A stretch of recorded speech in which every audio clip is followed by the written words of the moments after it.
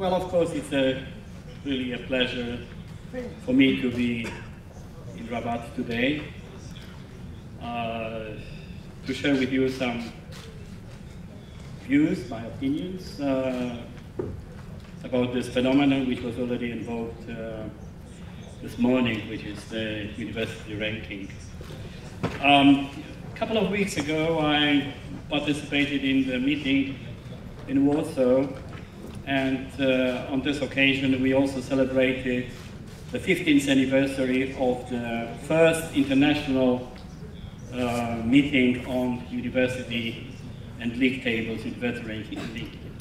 Why I say this? Because it only illustrates that contrary to other methods we've heard about peer reviews, the phenomenon of university ranking, at least at the global, regional, international level, is relatively new phenomenon.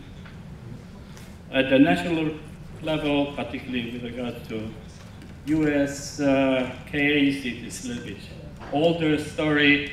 It started with the kind of the user guides, which first was used for cars, and later on we went to not less exciting topic, which is university.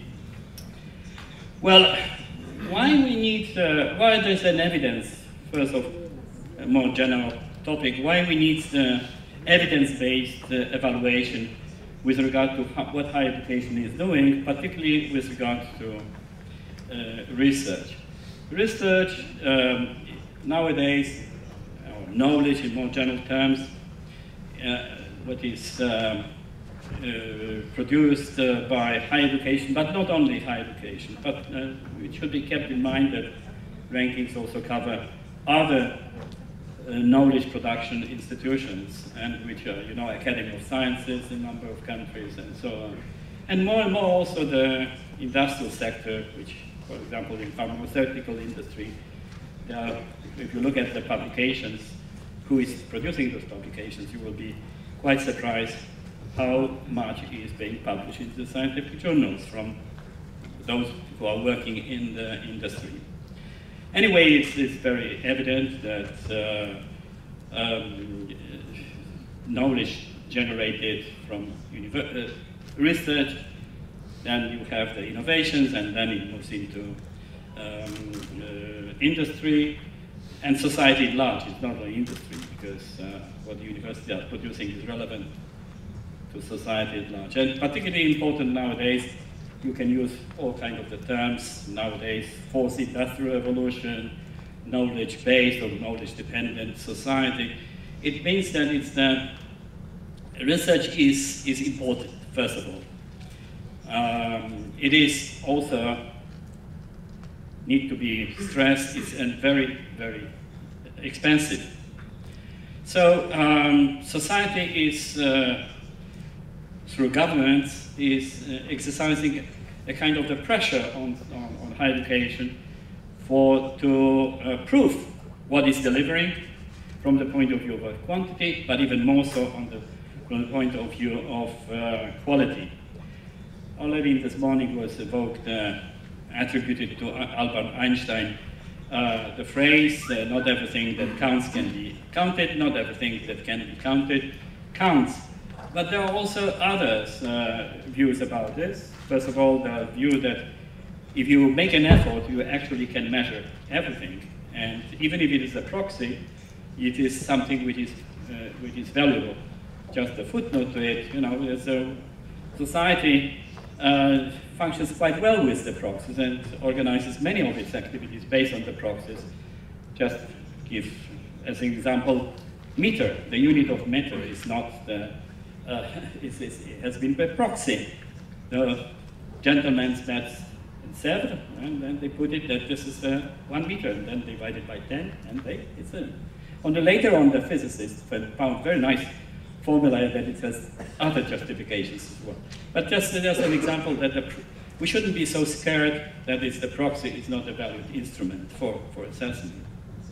And first of all, the measurable evidence is very important.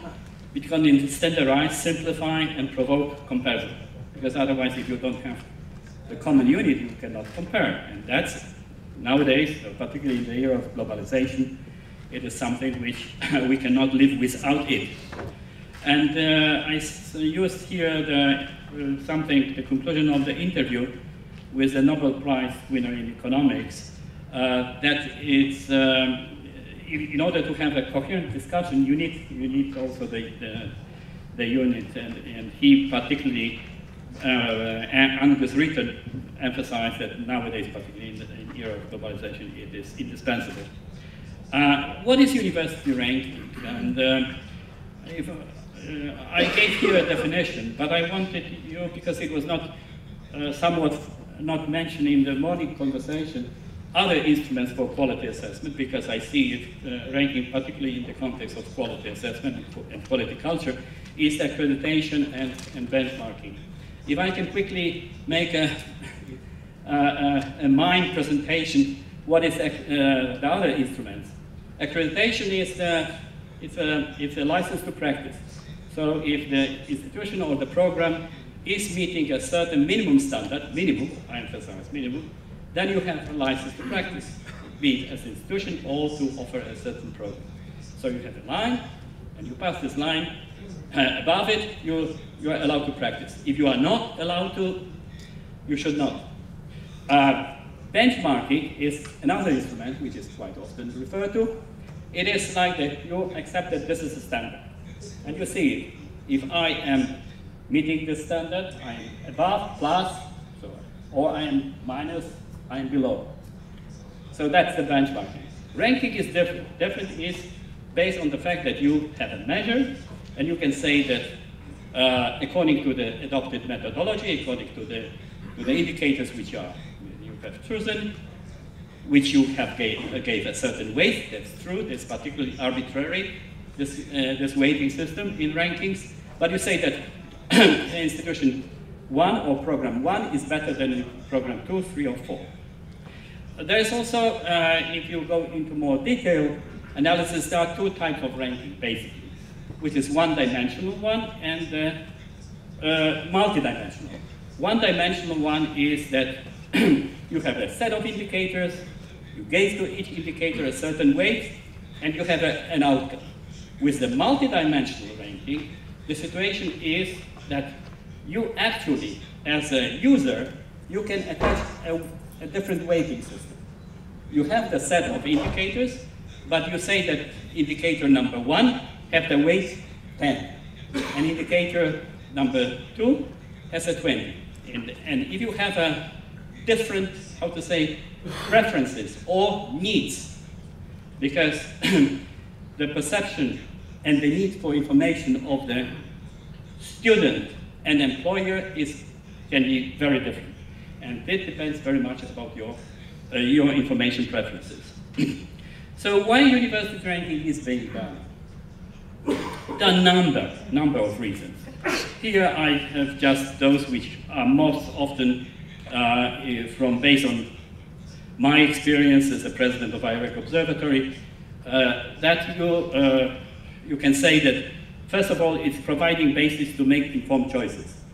So as I said, to student, employer, and the users of academic ranking is quite a diverse one.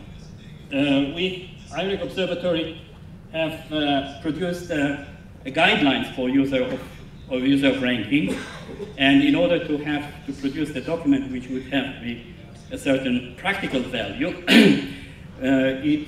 we have identified 6 principal users: students, academics, funding organizations, and so on, employers, media. So and this is, I have a copy of it.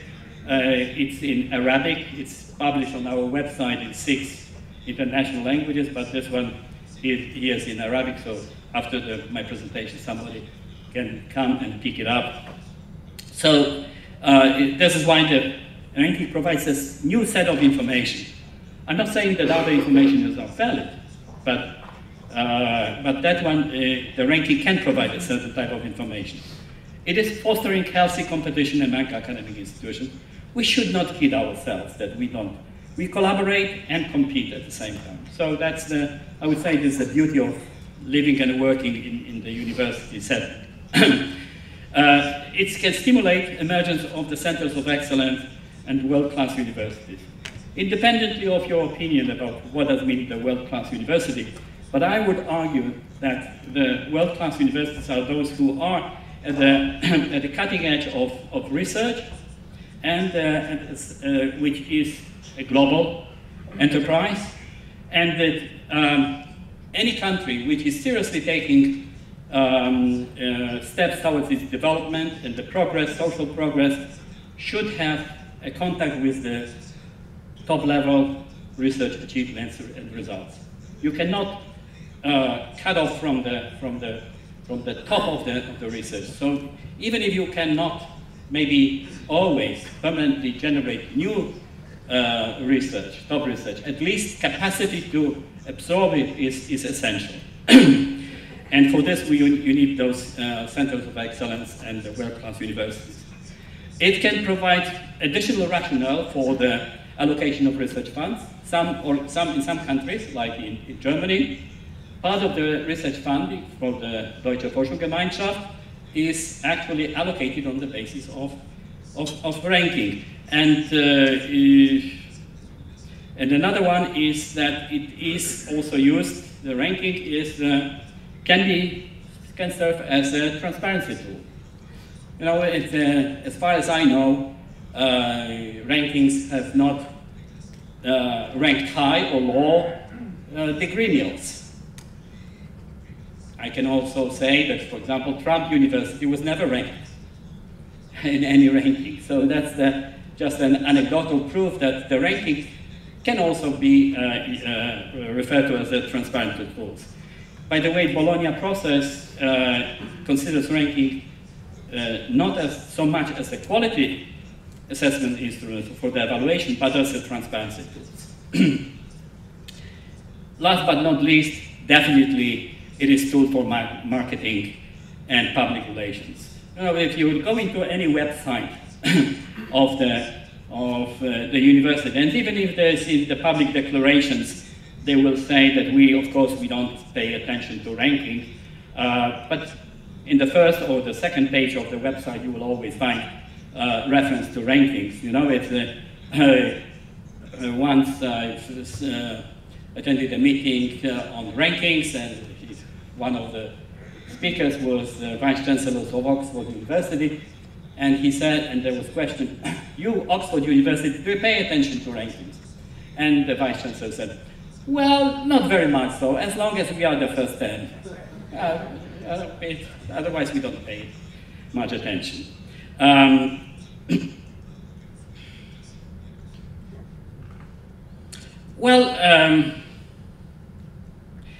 I just, at the end here, I used a reference in the publication which I would recommend. Probably you know this one, but in case you don't know this publication, even if it was published in 2010, in my opinion, personal opinion, this is the best manual for the assessment of research performance, research productivity, which was produced in this publication produced by the European Commission. So even if it's 7 years old, it's still, in my opinion, it's very, very, very important one.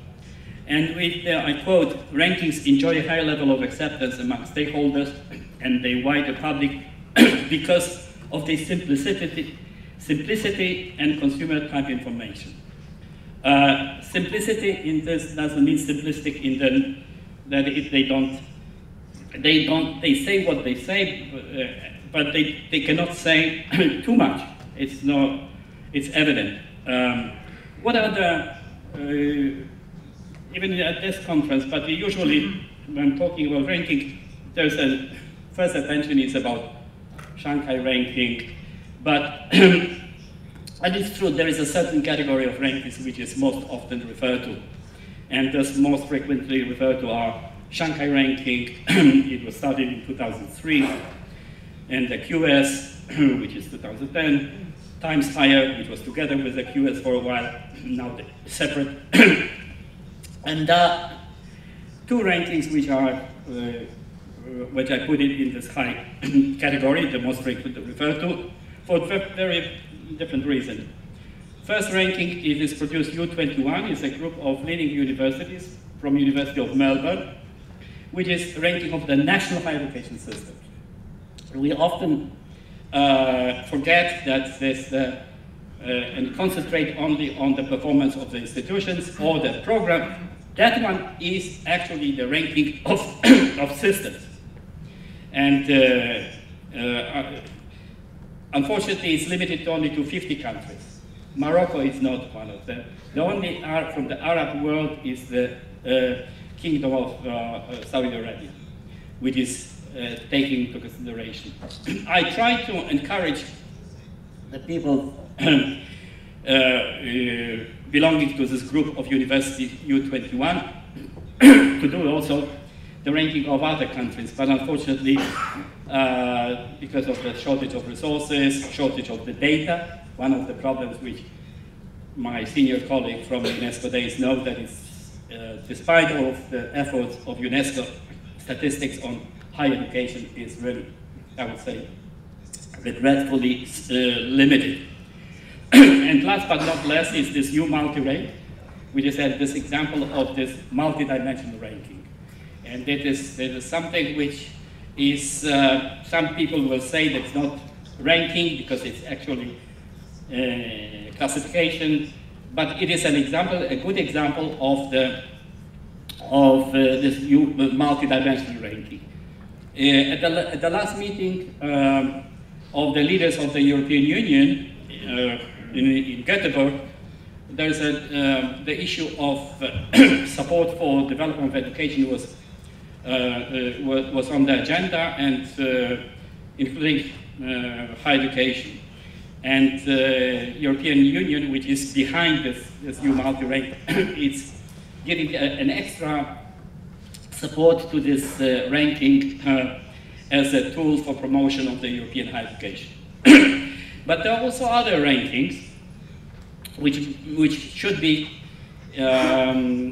sometimes analyzed, particularly by the developing countries, which have the certain I would say, appeal. The one which was probably the most inclusive one. Can I have a glass of? Because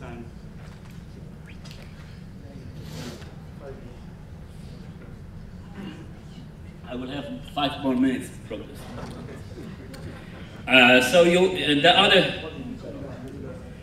The most inclusive one, which is based on the presence of the university on their website. So argument is, as we are living in the era of internet, if you are present on internet, then you are existing and so on. Other rankings, there's very similar from the point of view of methodology ranking, because so much you already heard about Shanghai ranking, is the bibliometric ranks is produced by the University of Leiden, and green metric rankings of world universities. There was some not supportive comment about this particular ranking. I have a slightly different tack on this particular ranking, because it is, in my opinion, responding to the criticism of rankings that is concentrated only in the research. This particular one is touching domain which I would call it the third mission, the social responsibility.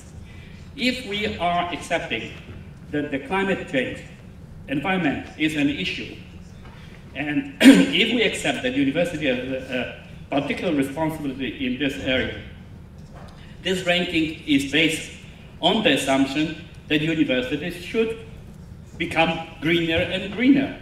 So it's efficiency of the use of water, how energy consumption and so on is an issue. And this is based not on the academic publications, not on the research, but on this particular. And this is quite, I would say, interesting ranking, because it's not only small universities which participate, but the small universities can also find proof that they are doing something good. And there are some other rankings as well, but these are also the rankings which are quite recognized. To our calculation at IREC Observatory, there are some 100 national rankings and 20 global international, and regional rankings. I should mention that also in this I know the work done by our colleague Hamid with regard to the Maghreb countries. He done with his colleagues an interesting ranking in the 2013 or 2014, I don't remember exactly, but in which the issue of regional rankings is emphasized. I think that this is also a little bit an answer to some regions which are underrepresented in this big first Champions League, let's put it this way. That you can find actually, you should, in my opinion, compare yourself with, not necessarily with 50, with Harvard or Oxford of this world, but also with your neighbor, based on this my earlier observation that you cooperate and compete, and the rankings can help you to identify a partner, because it's probably a little bit like in my youth I used to be a tennis player, so it's like if you play tennis with somebody who is too good, it's not fun, neither for you, not for the other side. If it's too weak, the vice versa. It has to be something in between. That is something which can be rewarding. And I think that the cooperation with the universities and the research is in this category. It is misleading to say that the rankings are done only by media. And sometimes it was said it's an industry, profit generating. Actually, when you look at this, you see this number of who is doing it is much diversified in this one. Of course, rankings are using indicators. And the source of indicators is not only indicators but foremost, those who are doing the bibliometrics. And here I presented you a list of the major players and major sources. So in addition to bibliometrics, you can also have the surveys, and this poses a kind of the problem, because this is how to organize a survey, whom you ask, how you formulate the question, it can decide about the outcome. So this has to be verified very carefully.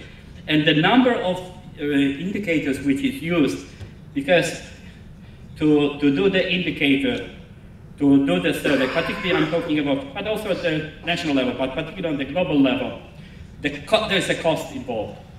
To our estimate, in order to nowadays, to do the decent international ranking, you need 500,000 €.